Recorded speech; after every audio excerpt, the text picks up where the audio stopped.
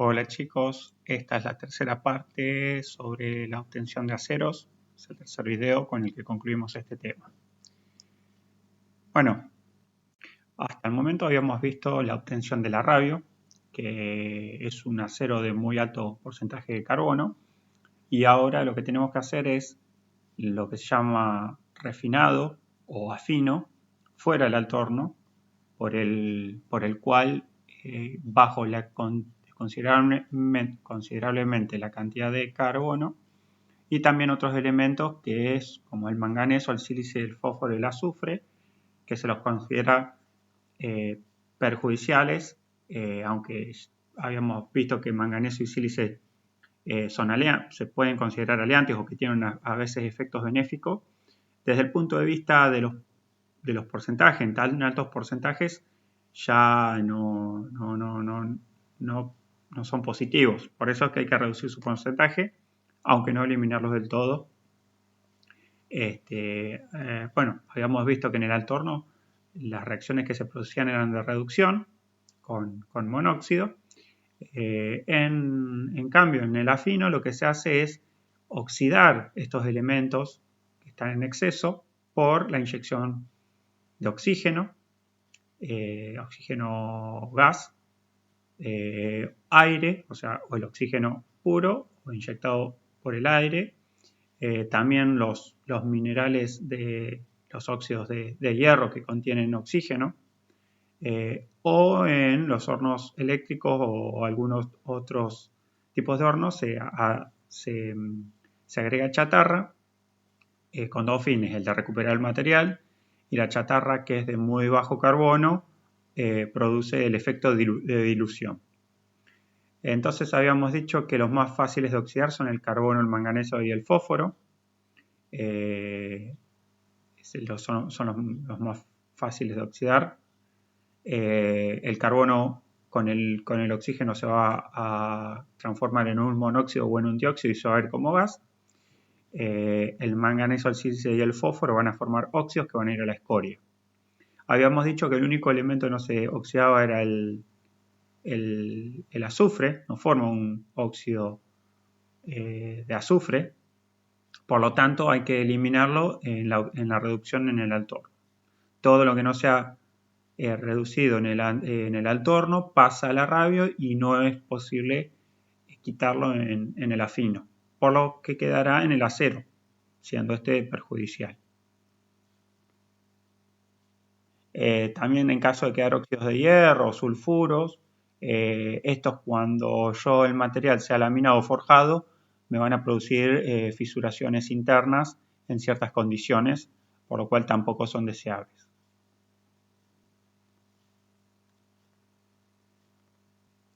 Por ahí la primera tendencia es pensar que si yo inyecto aire frío a temperatura ambiente o oxígeno a una temperatura ambiente, se va a solidificar el metal. Bueno, ello no ocurre porque cuando el oxígeno encuentra estos elementos, las reacciones de oxidación son altamente exotérmicas. Entonces, lejos de solidificar el acero, lo que hace es aumentar su temperatura gracias a estas reacciones exotérmicas de oxidación. Los elementos que mayor calorías desarrollan o los más termógenos son el sílice y el fósforo. Vamos a ver una principal diferencia en los tipos de dispositivos para realizar el afino. Por un lado tenemos los hornos y por el otro los convertidores. La principal diferencia es que el convertidor no necesita de calentamiento, ya sea por combustión interna o por calor externo, ya sea por gases calientes o por resistencias eléctricas. Ya que, como dijimos recién, las reacciones exotérmicas aumentan o mantienen la temperatura del arrabio que se volcó líquido en su momento, ¿no? Para obtener acero partimos de materias primas como el arrabio líquido, no sólido, nunca sólido, porque una vez que solidifica eso necesitaríamos volcarlo líquido y volver a calentarlo con una pérdida energética gigante. Entonces eso recuerden que viene de los carros termo. Entonces viene en estado líquido y se procede al afino. A lo sumo se agrega chatarra. La chatarra sí va a estar en un estado sólido, pero bueno, no alcanza a solidificar la masa líquida de arrabio. ¿Qué tenemos? Básicamente 4 tipos de aparatos de reducción.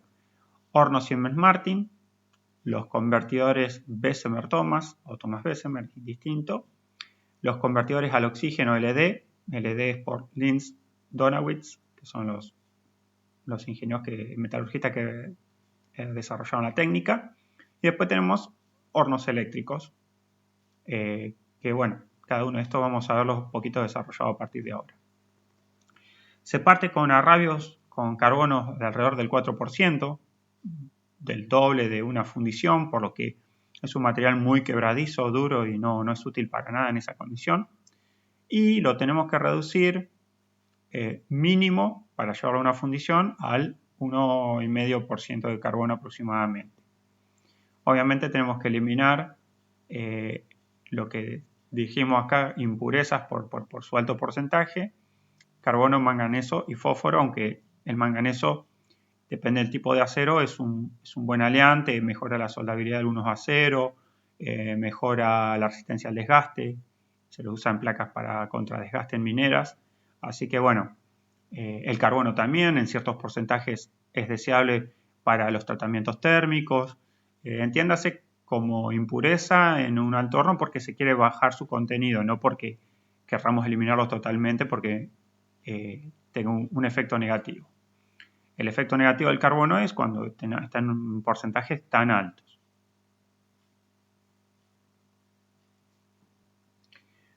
Bueno, el horno Siemens-Martin, como lo dice su nombre, es un horno, es decir, es un aparato que va a necesitar que se le ingrese calor. ¿Por qué Martin Siemens? Es porque, bueno, constructivamente, sea un horno Martin o un horno Siemens, es igual, lo que cambia es el revestimiento, el refractario. Cuando el ladrillo es a base de silicio, se dice que es un revestimiento ácido y bueno, es un horno con procedimiento Martin. En cambio, si los refractarios son de base magnesio, se dice que es básico el revestimiento, por lo tanto es un procedimiento Siemens. Entonces, nada, constructivamente es igual, cambia el revestimiento. ¿Qué voy a meter como materia prima? Puedo meter arrabio chatarra. Como dijimos, la función de la chatarra era la de dilución, o sea, para bajar el porcentaje de carbono en la mezcla. Y bueno, chatarra de acero no, tienes una chatarra clasificada, no puedes una chatarra cualquiera. Es una chatarra que generalmente es chatarra de muy bajo carbono, de aceros dulces y que, bueno, sabemos que de qué procedencia. Por ejemplo, una fábrica que se dedica a cortar chapas de acero, que el rezago ese, o si hace mecanizado, sabemos que ese rezago es de qué acero es. Entonces, se mete al horno. También puedo cargar arrabio y óxidos de hierro. Estos óxidos de hierro aportan el oxígeno para que ese oxígeno combinado con el carbono me formen los gases y se vayan a la atmósfera, entonces produce una decarburación, o sea, baja el contenido de carbono. Y una tercera técnica sería la disolución-oxidación, que consistiría en cargar arrabio, chatarra y óxidos de hierro. Como dice acá la descripción, pero lo vamos a ver en la siguiente imagen, el horno tiene una solera, es un horno que está suspendido con columnas, no es un horno que esté apoyado en el piso, ya que el piso del horno, al estar suspendido por columnas, por abajo se hace pasar gases calientes, producto de combustión, para transferir la temperatura al arrabio. Como el calor es aportado externamente, no se necesitan reacciones exotérmicas, por lo que puedo tener arrabios de bajo silicio y fósforo, que dijimos que eran los elementos termógenos, los que más calorías daban en la oxidación. Bueno, las capacidades de estos hornos van desde los pequeños de 15 toneladas hasta los más grandes que pueden ser de hasta 100 toneladas. Como habíamos dicho, el revestimiento puede ser ácido básico, en caso que sea neutro, también puede ser neutro. Eso dependía de la rabio.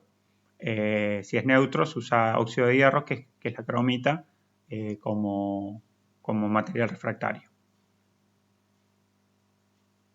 Después, bueno, dijimos que es una construcción que tiene una bóveda.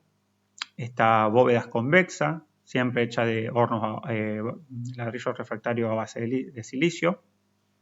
Y por ahí arriba también circulan los gases y calientan la bóveda. Esa bóveda va a radiar calor. Por radiación va a mantener la temperatura de este horno.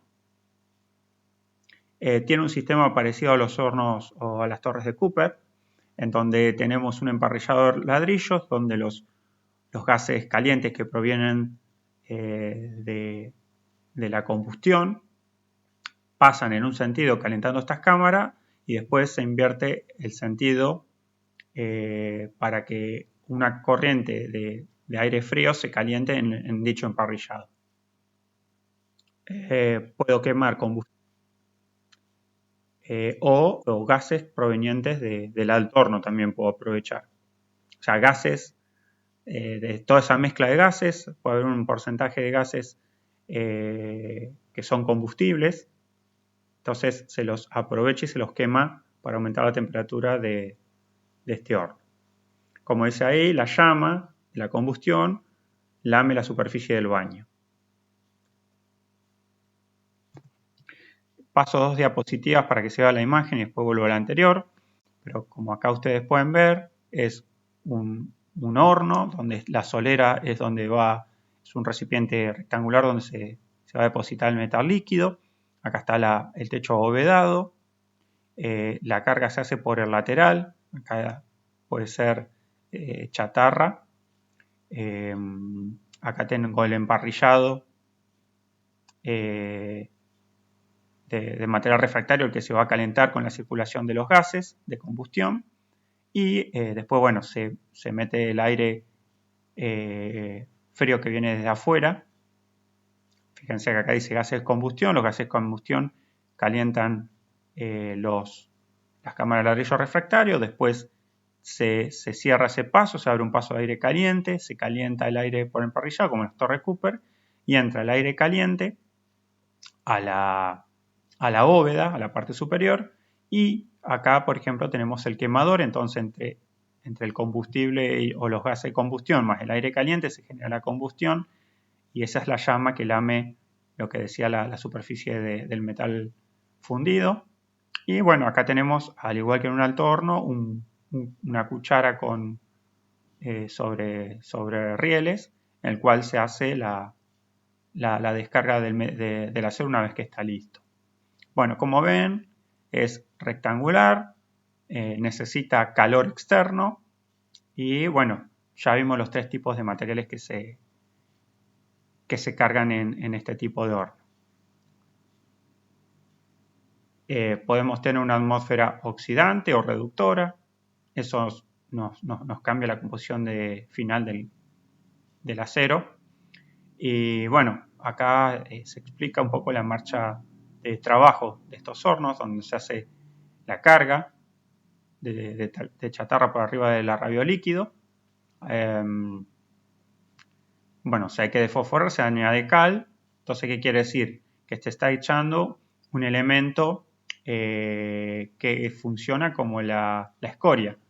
Estoy echando cal, para que se combine con el fósforo, se vaya a esta escoria. Entonces estoy teniendo una especie de pequeño alto horno. O sea, se genera escoria. Después tengo la fusión de la chatarra y el afino. La duración de las etapas dura de 4 a 6 horas. El azufre y el fósforo pasan a la escoria. Fíjense que acá se formó escoria y acá la tengo la escoria. Bueno, se toma una muestra para ver si la composición química se ajusta a lo que yo necesito. Bueno, se quita la escoria, se hace un agregado al final de ferromanganeso, que es un elemento oleante, antes de realizar la colada.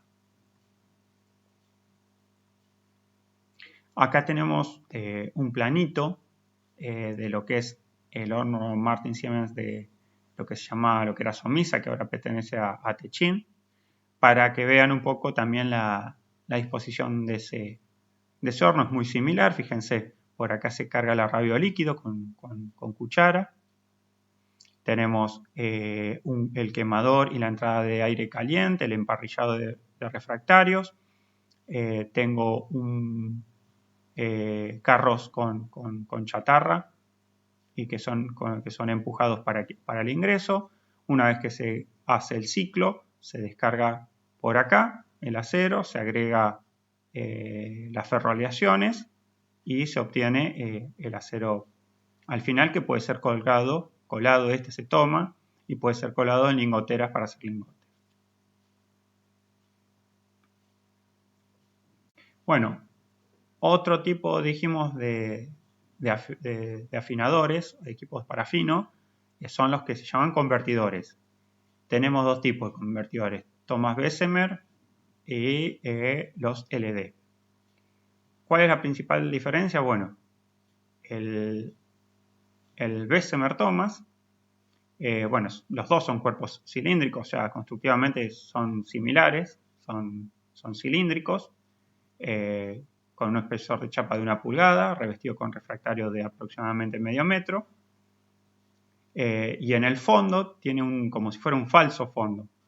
El falso fondo porque es una caja de vientos en donde el primer fondo tiene agujeros para que pase el aire que se insufla, y ese aire llega por el muñón de rotación del convertidor.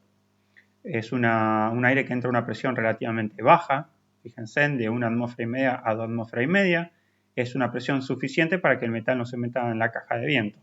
O sea que es una presión que iguala a la presión generada por la columna de metal líquido. Estos convertidores, ambos convertidores, son basculantes respecto a un eje horizontal para hacer la carga y la descarga, o sea, la carga del material a tratar y la colada del acero final. Obviamente que el revestimiento o ácido básico es función del arrabio que se carga para afinar. Y bueno, la descarburación se produce gracias al oxígeno que entra con el aire comprimido y atraviesa la masa de metal líquido desde el fondo del convertidor hasta que sale a la superficie atravesando toda la masa del metal. También tenemos 3 fases, que es llenado, el soplado del aire y el vaciado. Y bueno, una vez que vacié el convertidor, simplemente cierro el paso de aire si quiero detener el proceso. Bueno, el Bessemer es el proceso denominado ácido. Es para cuando el arrabio que nosotros queremos tratar es muy silicioso, o sea que tiene mucho silicio, pero no tiene fósforo. Por lo tanto, se utilizan ladrillos de silicio. Acuérdense que el silicio es un ladrillo ácido. Y que tiene como contraproducente que el fósforo no se puede eliminar con un revestimiento ácido. Bueno, porque hay unas reacciones que están explicadas en los libros, pero no quiero ahondar, pero son reacciones que, si bien producen una reacción que lleva al fósforo a disociarse, después vuelve a haber una segunda reacción que hace que vuelva el fósforo al metal. Entonces, bueno, como decimos, este revestimiento Bessemer ácido es bueno para los arrabios de alto sílice, pero no puedo sacar el fósforo con este tipo de revestimiento. Acá tienen un esquema donde tengo las dos columnas, tengo el convertidor, la boca superior que tiene una cierta inclinación, el arrabio líquido, tengo el primer fondo con los agujeros y el segundo fondo, que fíjense que es lo que forma la caja de viento y está conectada por un conducto a este eje. El eje cumple dos funciones, es eje y conducto de aire que entra por acá abajo. Entonces, se carga de material, se hace el afino y después es basculante, entonces se lo tumba para descargar en una cuchara el acero ya refinado. Esta es para que tengan una noción del tamaño. Una persona estaría por acá, en esta altura, aproximadamente hasta acá, para que tomen una idea del tamaño. Fíjense, acá viene el conducto que se mete en la caja de vientos, viene por esta articulación. Si el revestimiento es básico, es un proceso Thomas. En este caso es para cuando el arrabio sí es fosforoso, pero no silicioso, o sea, al revés. Tiene fósforo y no tiene sílice, entonces se emplea refractarios de dolomita. La dolomita es un carbonato de calcio y magnesio, o magnesita. Esto es para que tengan una idea de nombres, por si alguna vez lo escuchan. Pero bueno, este proceso es para cuando tengo un arrabio que es fosforoso. Bueno, acá para que tengan una idea de arrabios tratados en un Bessemer y en un Thomas, andan en capacidades en tonelajes similares, de 15 a 20, 25 a 30. Los diámetros de los convertidores, las alturas, o sea, son bastante parecidos. Las alturas del baño, fíjense que el horno tiene 5 metros como mínimo de altura, pero la cantidad de metal, altura del baño, es medio metro. Es decir, que ese horno, ese convertidor que ustedes ven, básicamente está vacío. O sea, tiene muy poco metal líquido y mucho volumen por arriba del metal este. Bueno, esto es todo por el tema de los gases generados, ¿no?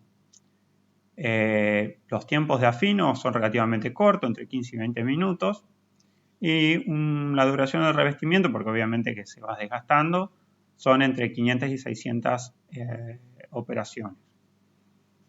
Acá tienen una idea de cómo los elementos carbono, silicio y manganeso van cayendo su porcentaje con el paso del tiempo.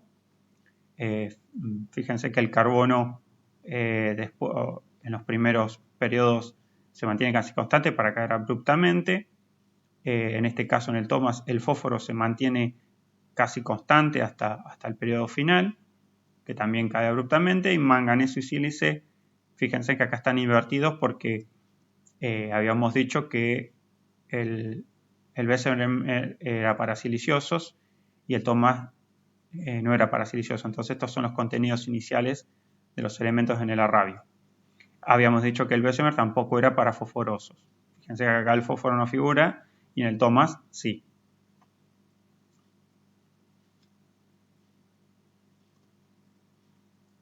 Dejando estos convertidores, pasamos al convertidor LD.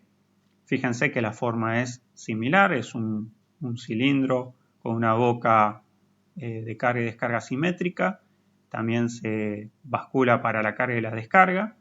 La diferencia es que en vez de tener una caja de vientos por el fondo, por donde entra el aire a relativamente baja presión,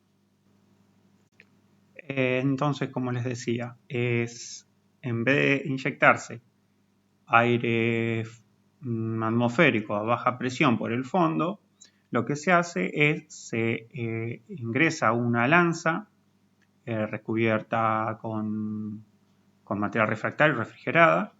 Esta lanza va a soplar oxígeno puro, no aire, oxígeno, sobre la superficie. No se mete en la masa, sino que está separado a una distancia y sopla aire, pero a muy alta presión. Está por arriba de las 10 atmósferas, de 10 a 14.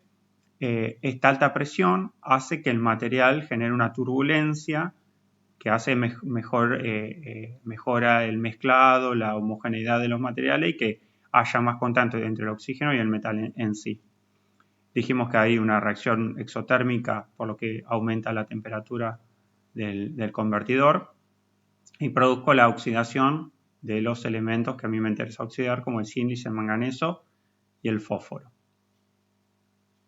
En caso de quedar un contenido de oxígeno como gas en el acero, lo que se hace antes de la solidificación, se le añade ferrosilicio, haciendo que este silicio tome el oxígeno y se vaya a la escoria. Después se pueden elegir ferroaleaciones, o sea, ferrocromo, ferrovanadio, o sea, son todas aleaciones de hierro, no son elementos puros, sino que son aleaciones de cromo, manganeso, vanadio, titanio, que son, van a ser aleantes. En el acero van a estar como aleantes. Bueno, el proceso es como en el otro convertidor. Se carga a radio fundido, chatarra, fundentes, y se inyecta oxígeno por la lanza superior.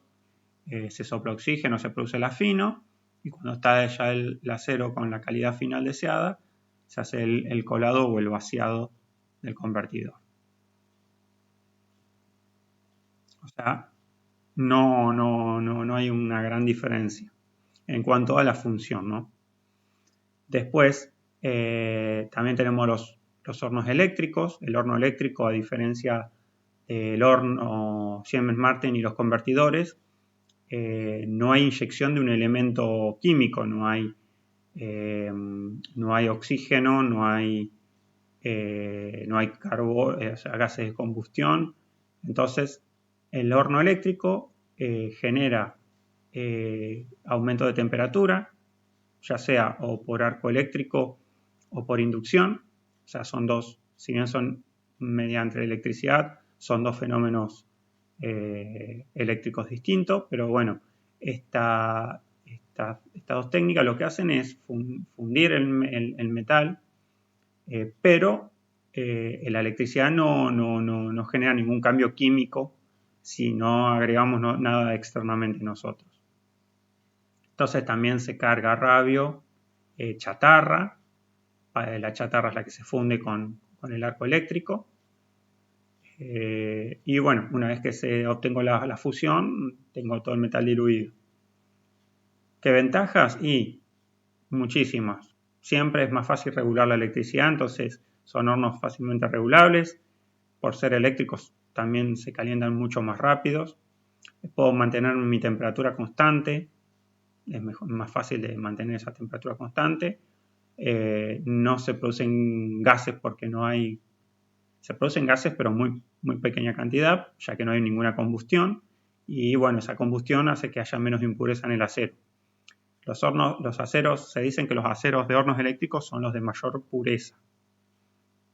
Y también, a pesar de ser eléctricos, el revestimiento puede ser ácido básico, que eso siempre depende de la radio que estoy tratando.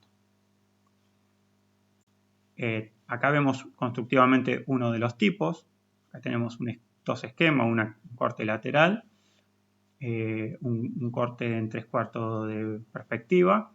Siempre vamos a tener una subestación transformadora. Acá tenemos un transformador, ya que son hornos de alta corriente, de muy alta corriente. Entonces, por la parte trasera del horno se carga tanto el radio líquido como la chatarra.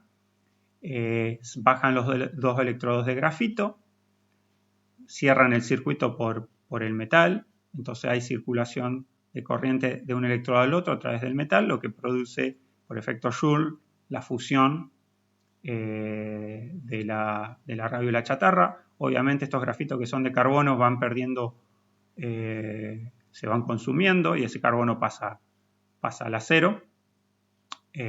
Bueno, también tenemos los pasos que son la carga de la chatarra junto a los fundentes. Fíjense que también gráficamente se forma una escoria. Bueno, se hace la conexión eléctrica, se bajan estos grafitoelectrodos, se suben y se bajan. De ser necesario, no es obligatorio, pero también se mete una lanza que inyecta oxígeno si es necesario desfosforar. Bueno, el calentamiento por circulación de corriente, y cuando ya está el acero, también fíjese que tiene un sistema basculante y un pistón que hace que se tumbe el horno y descargue por la salida, se descarga una cuchara de colado. También tenemos hornos eléctricos de inducción. En los hornos eléctricos de este tipo no hay electrodos que por contacto hagan circular la corriente. Este fenómeno, como ustedes ya deben conocer, la inducción, es una bobina, en este caso constructivamente es una bobina que envuelve al crisol refractario, y esta bobina con una unidad a tal fin que genera corrientes de alta frecuencia, hace que se genere un campo magnético, y el metal que está en el interior del crisol, por la inducción, por el principio de inducción de este campo magnético de alta frecuencia, hace que se induzcan corrientes en el metal. Tienes un material ferromagnético. Entonces, esas corrientes inducidas circulan y también producen el calentamiento y la fusión. Lo bueno de este tipo de horno es que no hay contactos entre el generador del aumento de temperatura, que serían las bobinas, y el metal líquido. Por lo tanto, no tengo el desgaste de los electrodos de grafito. También son de fácil regulación. Puedo fundir desde materiales con el tamaño de una taza de té hasta grandes volúmenes, ¿no? Más que nada quiero que lo sepan el tipo de hornos que existen. No es necesario que conozcan toda la tecnología atrás de ellos. Pero si ustedes están en una planta media chica, pueden llegar a obtener aceros o fundir metales con este tipo de hornos. Bueno, y acá les dejo unas diapositivas más para que las miren ustedes, donde se explica un poco qué pasa una vez que obtengo el acero. Yo los puedo de colar para hacer lingotes, puedo colarlo directamente en moldes para obtener piezas finales, o lo puedo verter en una colada continua para tener o placas de acero laminada en caliente o obtener un producto final laminado en frío, depende a qué se dedique mi empresa, ¿no? Pero bueno, acá es un poquito a explicar el proceso. Después ese material, ese acero que fue solidificado, lo puedo trabajar, lo puedo laminar en caliente, después laminarlo en frío, se puede forjar, se puede estampar o se puede moldear por colada. También el metal lo puedo volver a fundir. Por ejemplo, si tengo lingotes, los puedo volver a fundir y colarlos en moldes para obtener piezas finales. Y bueno, nada, estos procesos se los dejo para que sepan una vez que solidifique qué puedo obtener, pero se van a ver más en detenimiento en quinto año en la materia de conformado de metales. Fíjense que tenemos el proceso de laminación, desde el lingote o colada continua hasta obtener una chapa como producto final, una chapa bobinada. Acá tenemos una planta integral donde empezamos desde un alto horno, o sea, producimos el arrabio, después hacemos un afino y producimos en un convertidor un acero. Después ese acero, fíjense, va a una cuchara con un distribuidor y obtengo por colada continua. Tengo planchones de acero solidificado y después de ahí puedo pasar a un tren laminador para obtener perfilería, o chapas o tubos con o sin costura. Bueno, después no quiero ahondar esto porque lo van a ver en la otra materia, pero para que tengan una idea que una planta integral se puede obtener desde partir de los materiales como es el coque, los minerales y el fundente, generar un arrabio, pasar a producir el afino de un acero, una colada continua para sacar planchones. Esos planchones se pueden laminar en caliente para producir rieles o perfilería de construcción, o laminación de chapa en caliente y en frío hasta obtener o chapa bobinada, o inclusive esa chapa una vez bobinada se la puede cortar y se la puede hacer chapa para perfilería de chapa, para techo para chapa, para construcción de viviendas y un montón de productos más. Bueno, estos productos podemos tener productos planos, que son chapas que van desde medio milímetro hasta los 3 milímetros. Después puedo tener productos largos como pueden ser barras cuadradas, rectangulares, barra redonda, hexagonal, media caña, triangular, y después por 3 filados se obtienen alambres, también alambres de distintos diámetros. Y también puedo obtener perfilería, que pueden ser los que ustedes conocen, los ángulos L de ala iguales, L de alas desiguales, perfiles I, perfiles H o doble T, perfiles en U, perfiles T, tubular, redondo, cuadrado, cónix o sin costura. Bueno, infinidad de productos. Y bueno, como productos secundarios que se pueden obtener o como material que se utiliza en el afino son las ferrojaleaciones, como dijimos, que son elementos que van a agregarse para pasar a ser aliantes en un acero. Bueno, después hay otras técnicas más para obtener aceros, como son las placas de corte para mecanizado, que se generan por pulvimetalurgia, o polvos metálicos, es decir, en los aceros, en vez de hacer todo este proceso, se parten de polvos y se los compacta a altas presiones, es lo que se llama el sinterizado, y altas temperaturas que producen la vitrificación de la estructura. Y tengo un material que, si bien es metálico, es de mucha dureza, gran fragilidad, que bueno, tienen aplicaciones muy específicas, pero bueno, pertenecen a la gama de los aceros, ¿no? Si bien sus características mecánicas difieren y sus aplicaciones son bastante acotadas, no deja de ser un producto metálico. Bueno, chicos, con esto terminamos con las filminas de siderurgia y en las próximas ya arreglamos con soldadura, ¿sí? Bueno, hasta la próxima.